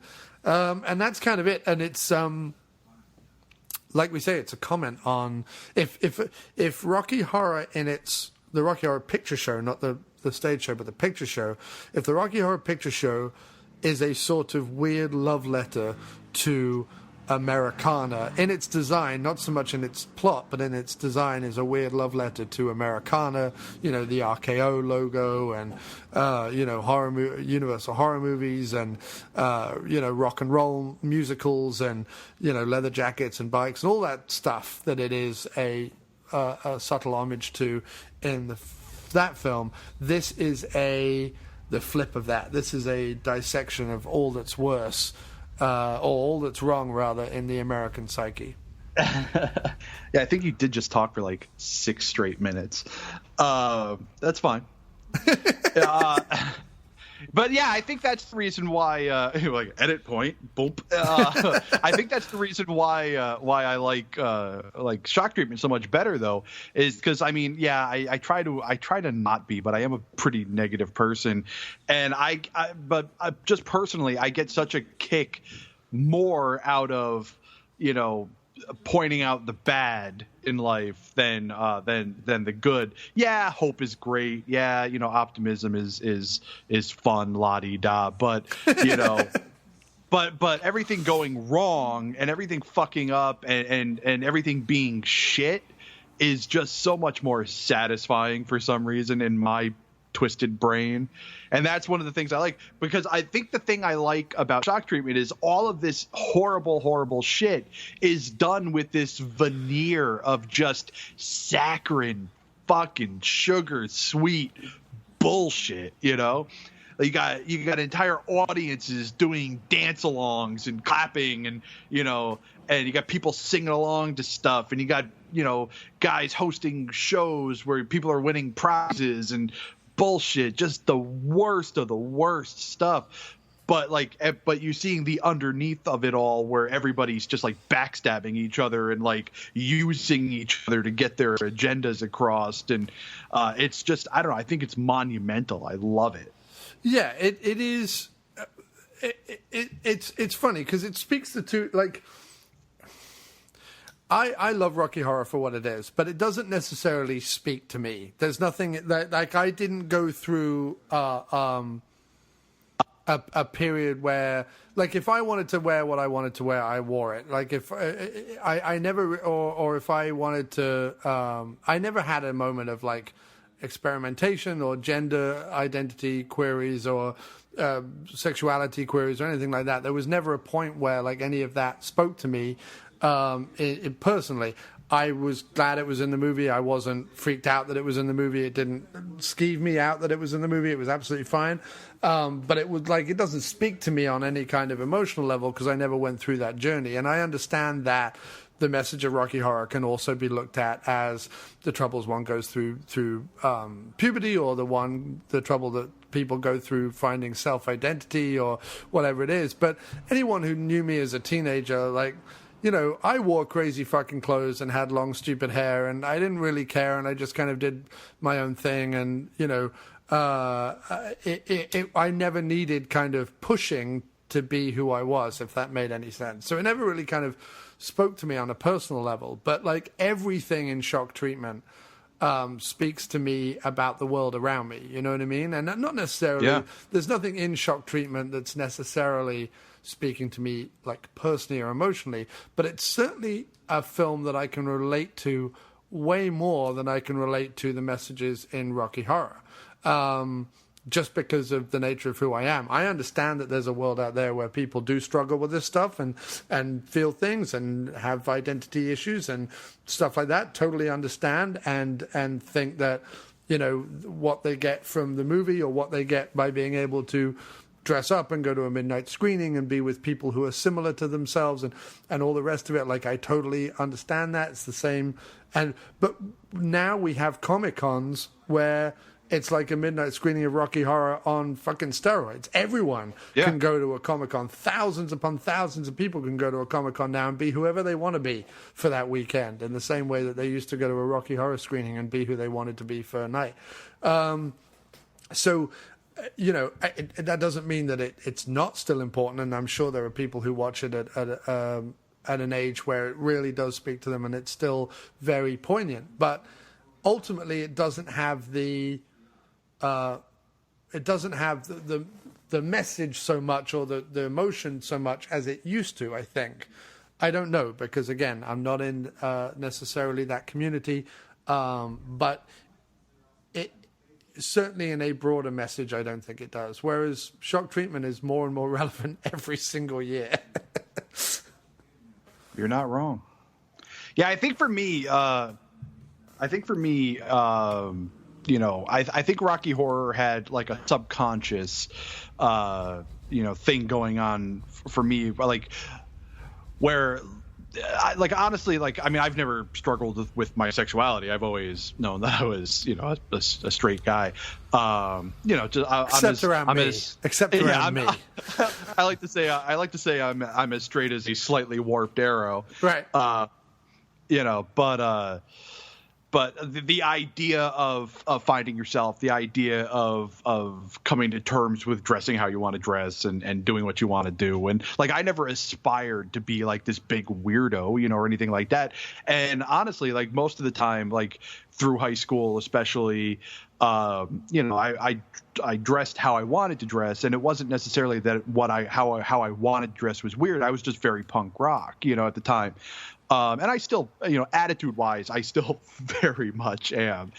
But like, you know, it maybe subconsciously showed me that it's okay if I want to shave my head into a mohawk, or if I want to, you know, wear ripped-up clothing, or if I want to like write horrible shit on my shirt just to piss people off, you know. Right. Like it was that sort of thing. I get that, and I totally agree 100% with what you're saying about Shock Treatment. Though it is 100% super relevant, especially right now, you know, with all the bullshit that's happening in the world right now. It is 100% relevant. Just, it's needed. Like, honestly, like somebody should go around and start doing midnight shows of Shock Treatment now to get the word out on this one, because I don't think it's a fairly well-known movie. At least it's not as well known as it should be. No.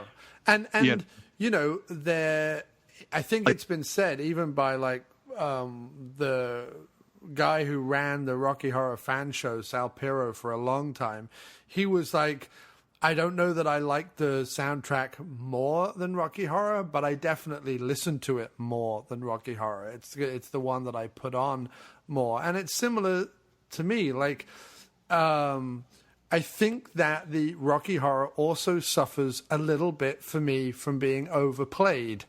And you know, every single fucking wedding you go to, someone puts on the fucking Time Warp, and it's not even the best fucking song in the movie. No, it's not. You know, and also there's another aspect to Rocky Horror, which is that, and this might sound awful and I'll get letters, but whatever. There is that thing where a certain aspect of the audience, not all of the audience, because there's always genuine members of an audience, but like certain aspects of the audience are like, oh, look at me in my wigs and fishnets. Oh, I'm just going to dress up and be like this. Isn't it funny? Like men dressing as women. Like there's that, you know what I mean? Like you get that kind of feeling that there's a sort of cynical aspect to some of the like dress up, and because, you know, some of those. Hold on. This is shit that you and me personally have been railing against for fucking years. Right. You know, it's the ironic pleasure of something that you don't need to like ironically. You know, and I think Rocky Horror is a great example of that. And I think Shock Treatment can be like that as well. Although it's not nearly as ironically beloved as Rocky Horror is. You know, like just go and like the show. If you like it, fucking like it. But I just meant more though that. It can feel when you watch footage of some of those like Rocky Horror get-togethers that you know, when Sweet Transvestite comes on, 50% of the audience it speaks to on like a level that is personal and important and all the rest of it.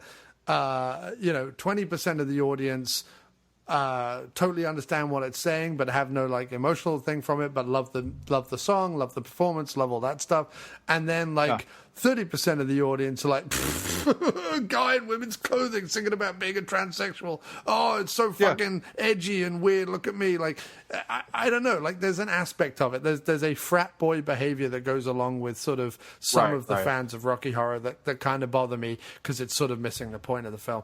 And so there, and I only mean to bring that up because it's one of the things that, with its oversaturation amongst cult circles, it has sort of outstayed its welcome a little bit for me.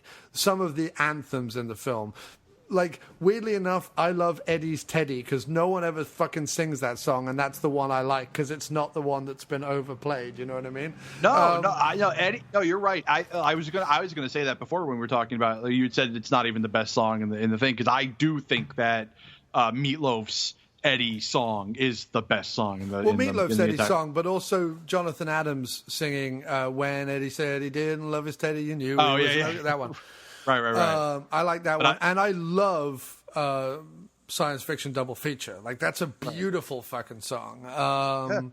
But again, like the key anthems of the thing have just been so fucking overplayed. So it's, even though I've seen Shock Treatment like a whole bunch, and I've certainly in the last 10 years watched it way more than Rocky Horror, and I came to Shock Treatment probably when I was around 18, 19. I think it was, I had a friend of mine who I was working with in a Virgin Megastore in Exeter gave me a VHS bootleg of it, because there wasn't even an official one out at that time.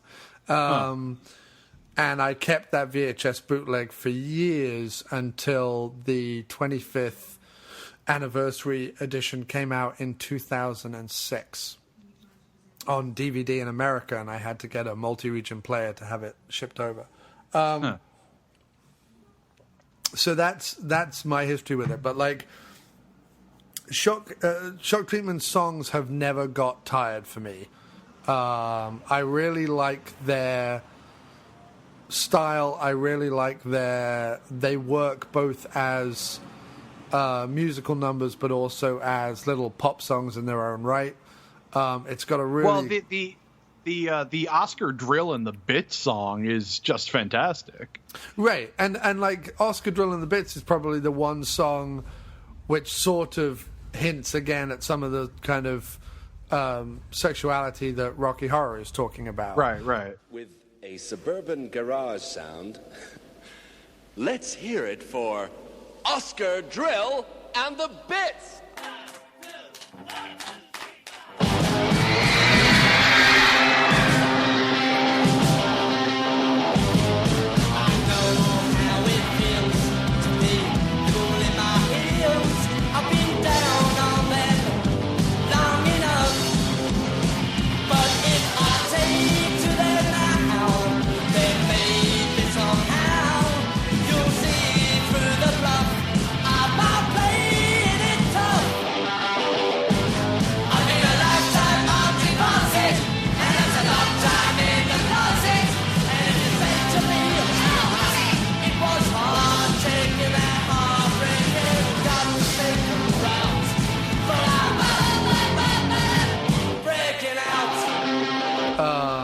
But, you know, almost every cut, weirdly enough, again, the one I don't particularly, the two that I don't particularly like in Shock Treatment is Little Black Dress.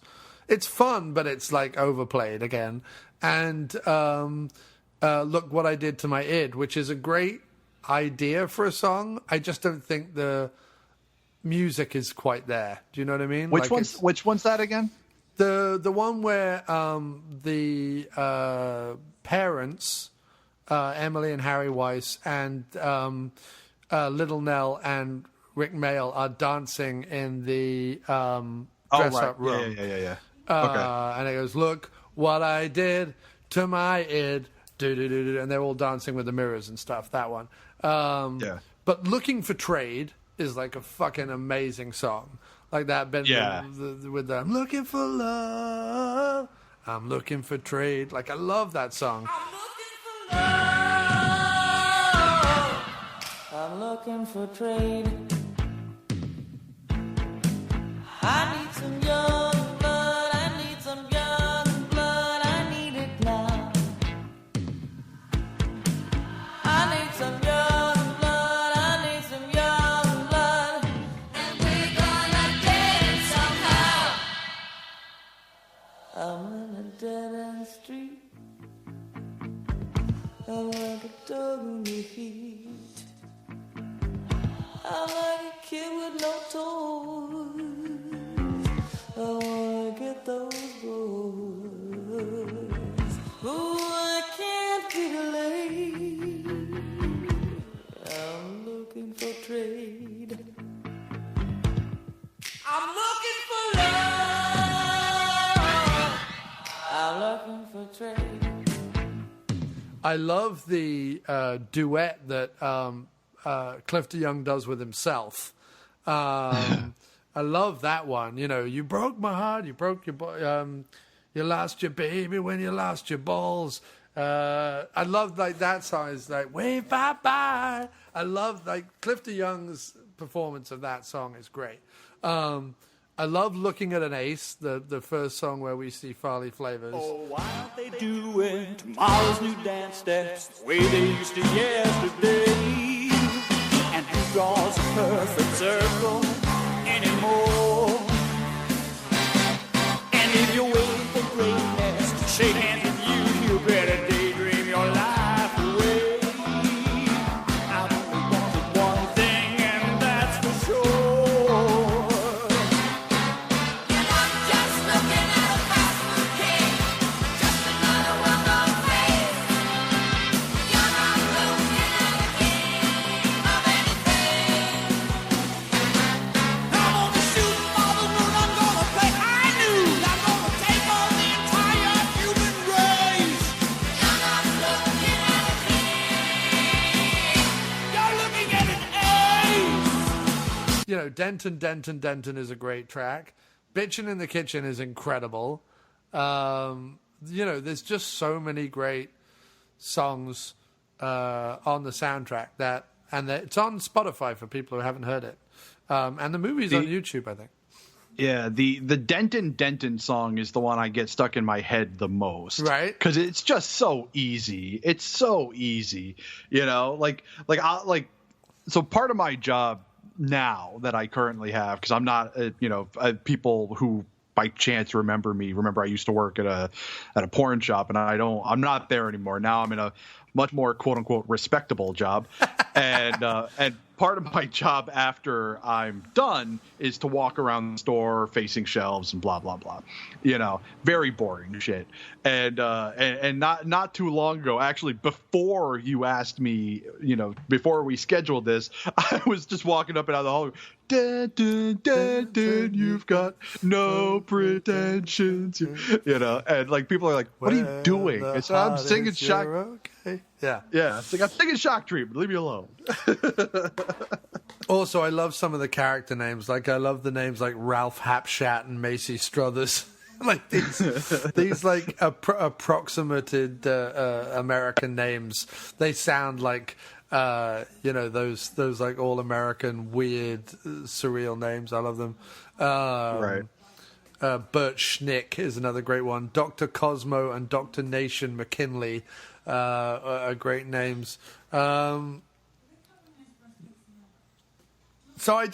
I don't know. There's just something about Shock Treatment. I just want people to go out there, watch it, discover it. It's coming out on Blu-ray in the UK from Arrow.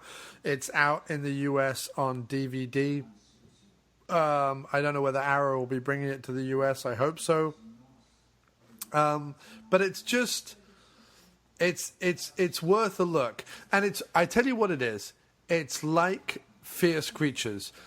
Don't watch it as a sequel to Rocky Horror. Sure, it contains the same actors, and in the case of Brad and Janet, it contains the same character names. But don't think of it as a sequel to Rocky Horror, because it isn't a sequel. In fact, I like the buzzword that went around was that they would say it's not a sequel, it's not a prequel, it's an equal. And it's like... A lot of people will go, well, no, it isn't. Rocky Horror is eternal, and it's iconic, and it's da-da-da-da-da, timeless, and all the rest of it. And it is all those things. But Shock Treatment is most definitely its equal, and in some cases, I think surpasses it. Yeah, no, I agree. And, and as we've stated several times before already, it's relevant, and it's going to remain relevant for at least the next few years, and more so depending on what happens in the world. It's brutal satire that I really feel like everybody should see at least 3 times. Yeah, and then listen to the soundtrack, because it's Go to Sleep is another great song where they all have their own little verse as it kind of pans from bedroom to bedroom.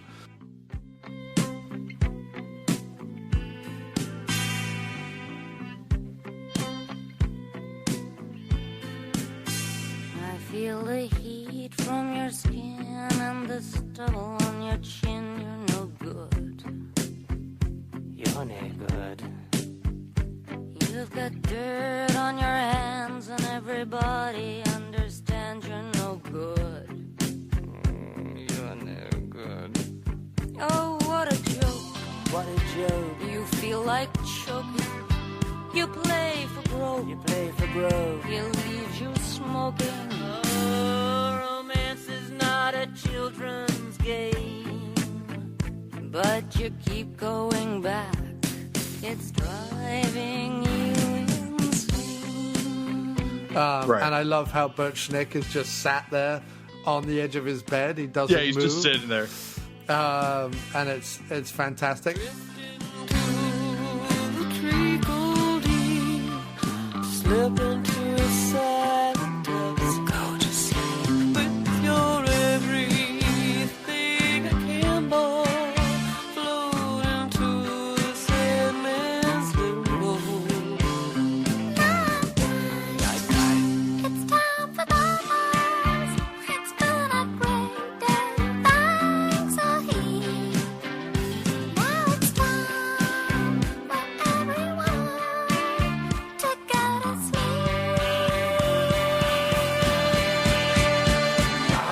I can't praise it enough. Even though I know that if people race out to watch it now, it'll still turn off as many people as it turns on. It's just because a lot of people are kind of like, oh, the colors and the setting and the set and so on. They find it oppressive and sickly. Well, that's the thing. If you can get through the corniness of the Denton song at the beginning and understand what's actually happening and start to actually pay attention to the movie, then you'll finish it. Right. I think the people who are going to be turned off by the movie are going to be turned off within 5 minutes of the movie, because it's corny as shit. When you're first introduced to the characters, like I said, it's saccharine and cornball, and you don't know what's going on. You're confused as shit. But the second you start to actually watch the movie, you start to pay attention to what's happening. You go back that second time to watch it, and now you're like, oh, I get it now. Yeah. I get it a little bit more. But you have to get through at least the first half of the movie, that first viewing before you really start to understand what's happening. And the clarification of what's really happening doesn't happen until the second time you go back and watch the movie. And even if you don't care about Rocky Horror or satire or any of that, it is a feast for the eyes if you are a fan of, pop art, punk, early 80s kind of like rebellion, Americana. Like, it's really sort of fantastically designed, almost antithetical to Rocky Horror, where Rocky Horror, like every single set in Rocky Horror seems... It's, again, fantastically designed, but sort of overly designed. You know what I mean? Everything in Rocky Horror is a reference to something else. Whereas in this, it's almost the starkness of its design that is a design in itself. Not to sound sort of pretentious and waffly, but I am. Hey, so you're from Denton. You have no pretensions. Right. But yeah, my biggest hope about doing this is, people can go back and forth on whether Grease 2 and Shock Treatment are better than the first ones. That's really not the point. Ultimately, it's to say, if you haven't seen them or if you've seen them once and dismissed them, go back and give them a chance, because hopefully you'll be pleasantly surprised. I second that wholeheartedly. So is there anything that we missed from either movie that you want to just kind of say right now? No. I will say this is most odd, but under the plot keywords on IMDb for Shock Treatment, it says this. And spot the odd one out, okay? Viewer, TV station, contestant, marriage, female pubic hair. At what point does Shock Treatment either talk about and or show female pubic hair? It absolutely doesn't.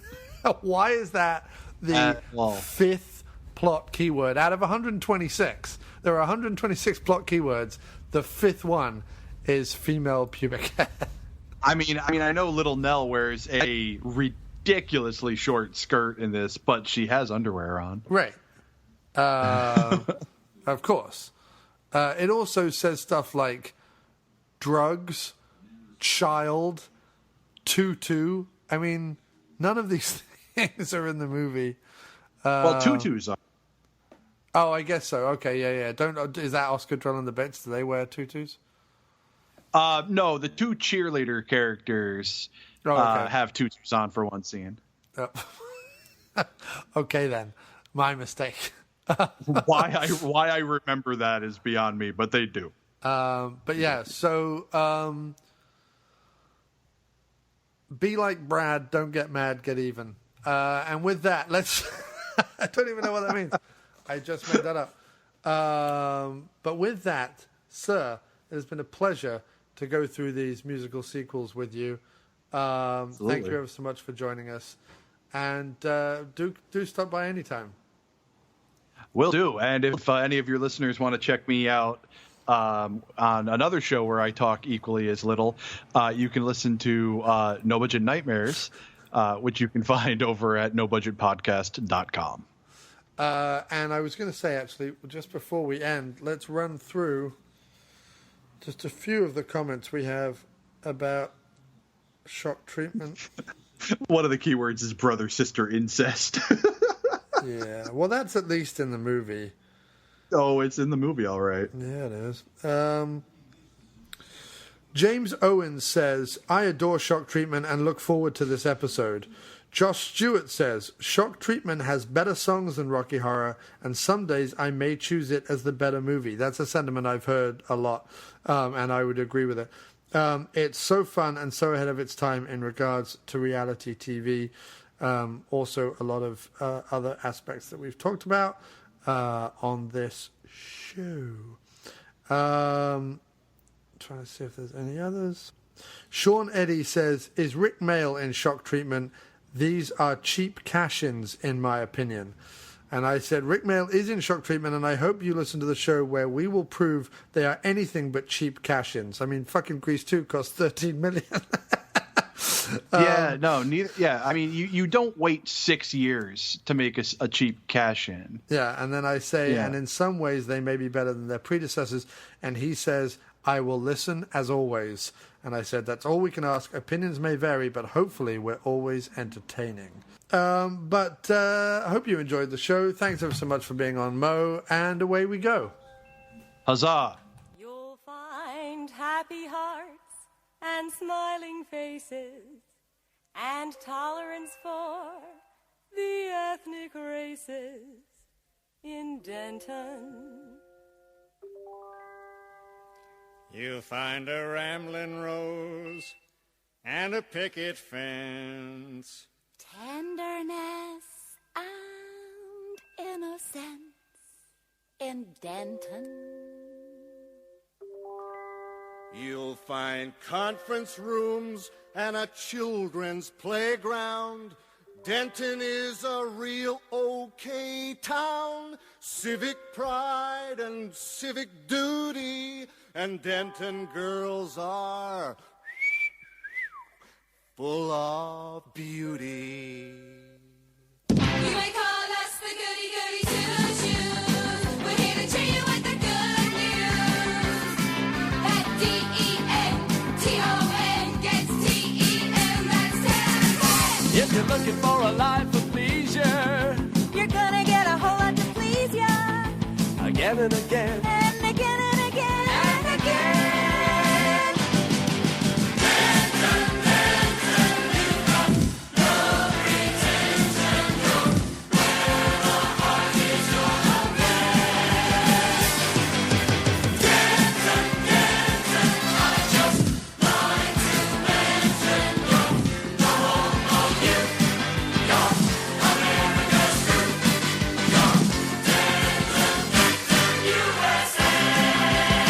This is the Mecca of America. The Bethlehem of the West, This is the birthplace of the virtuous. the home of happiness. Leisure-wise, we're sure you will adapt. enjoy your stay. Have a happy holiday.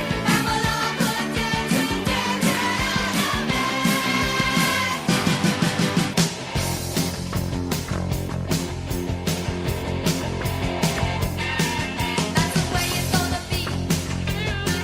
That's the way that I feel. I want a whole lot more than the boy next door. I want hell on wheels. Just give me a flat motorcycle with a man rolling out of the seat. Move aside, 'cause I'm gonna run with a cool rider. Rider, if it's cool enough, he can burn me through and through. Whoa, whoa, and forever, been away forever. Ordinary boy, no ordinary boy is gonna do. I wanna ride there.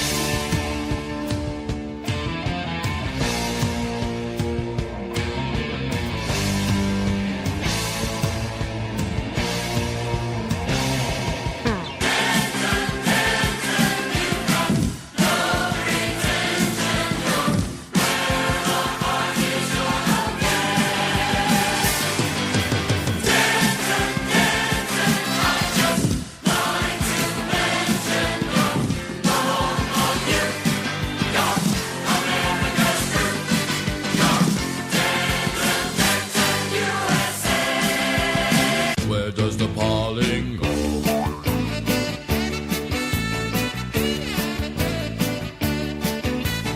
Next chapter. In an abstract way, the same thing applies to the reproductive organs of the more complex life forms. But now we are dealing with sexual response. Are there any questions before we begin reading? Is it possible the female member of some sex on a couch could like get this guy all hot and she never even knew it? When a warm-blooded mammal in a tight little sweater starts pulling that stuff, she's saying that she wants to do it. Can't prove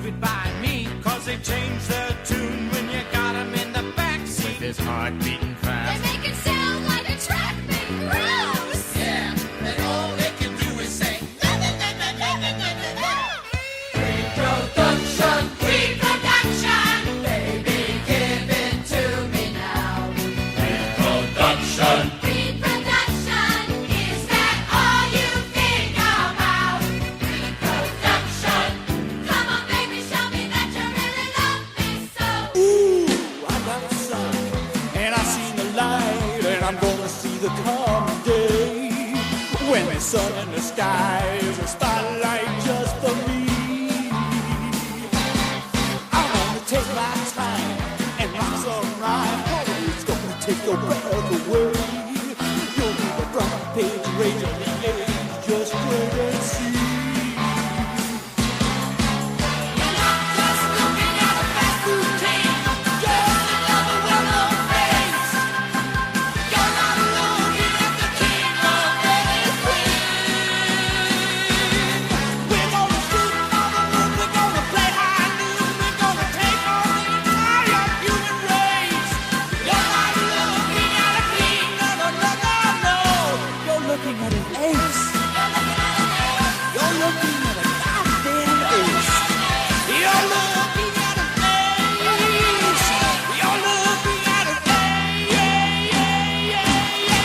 You're a failure, a malformation in the guise of Mary and also ran.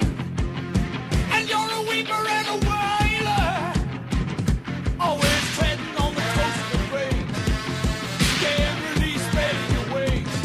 You're a spiteful, hateful, acidine creature, a pupil with no scruples who knew better than the teacher. I took as much of you as any man can.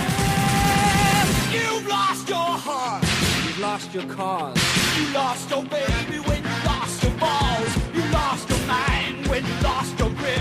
So say bye-bye. We lost our home, our family. You've lost compassion.